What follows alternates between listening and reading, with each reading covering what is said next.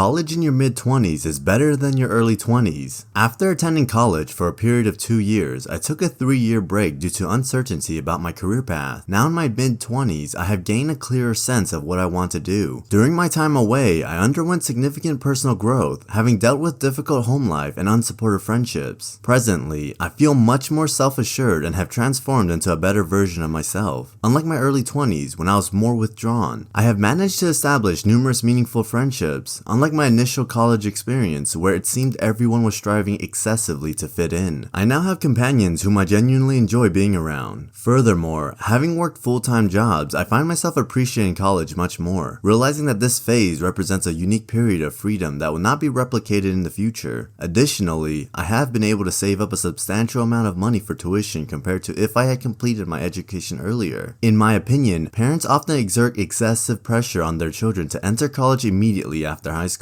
plunging them into tens of thousands of dollars of debt for an uncertain future. Transport trucks need their own lanes on the highways. In order to address the high rate of accidents involving transport trucks, it is necessary to implement dedicated lanes exclusively for these vehicles on highways, particularly in my local area. Approximately 90% of incidents occurring on the 401 highway are associated with transport trucks, and while not always the case, they tend to be at fault. In such situations, the driver of the truck often emerges unharmed, whereas the occupants of the other vehicle face significantly greater risks. Moreover, it is imperative to establish stricter acceptance criteria to make it more challenging to obtain a commercial driver's license. The current scenario where too many lives are lost due to truck drivers rushing to meet delivery deadlines necessitates the imposition of more rigorous standards. Although I recognize the criticality and significance of trucking profession, it appears that the industry is permitting individuals lacking proper qualifications to operate these vehicles. Regrettably, I have personally experienced the loss of multiple friends in incidents of this nature where they were not at fault. Sparkling water is better than sugar-filled ones. At first, it can be a tad bitter, especially if you recently indulge in something sweet. However, its flavor quickly evolves into something exquisite, even reaching a state of euphoria. There's truly nothing quite like savoring a drink without worrying about the consequences of consuming a multitude of beverages each day. Unlike other drinks that overwhelm your taste buds, this one leaves a lasting impression, making everything else pale in comparison. I'm already setting aside funds to acquire the equipment that allows me to craft that heavenly elixir within the cozy confines of my own home. The Hobbit is better than Lord of the Rings. Regarding the movie adaptations, I appreciate both, but I find that the Lord of the Rings offers a narrow range of creatures and delve less into the overall myths. Additionally, the Hobbit trilogy incorporates a significant amount of humor, which is more abundant compared to the Lord of the Rings trilogy. Personally, I have a slight preference for the book over Lord of the Rings, although this viewpoint has garnered criticism, and I struggle to comprehend why. Furthermore, the Hobbit character shines brighter. While Bilbo may exhibit moments of complaint, he doesn't rely on others as heavily as Frodo does in the movies, nor does he display cringeworthy behavior. Frodo often contorts his face oddly, and his treatment of Sam is far from admirable. On the other hand, Bilbo may initially be at odds with the dwarves, but he evolves into a crucial member of the team and is less prone to complaining. Frosting is not good. Frosting has an unfortunate tendency to spoil any dish, be it cake, cupcakes, or anything else. It's baffling how excessive the amount of frosting can be, sometimes enough to create an entirely separate cake. Furthermore, its intense sweetness is downright overwhelming. I understand that it's essentially pure sugar, but goodness gracious, it overpowers every other flavor, regardless of its strength. Moreover, more often than not, it simply tastes unpleasant. There should always be an alternative available to enjoy a cake, cupcake, or any similar treat without frosting. Bringing Tupperware should be normalized in restaurants. I've developed a strong awareness of the excessive waste we generate in our daily lives. While I make an effort to minimize food waste, I still enjoy eating out. Whenever I have leftovers from a restaurant, no matter how small the portion, I prefer to take it home for later. It would be beneficial if people carried a Tupperware container with them when dining out, especially when there's a high likelihood of having leftovers.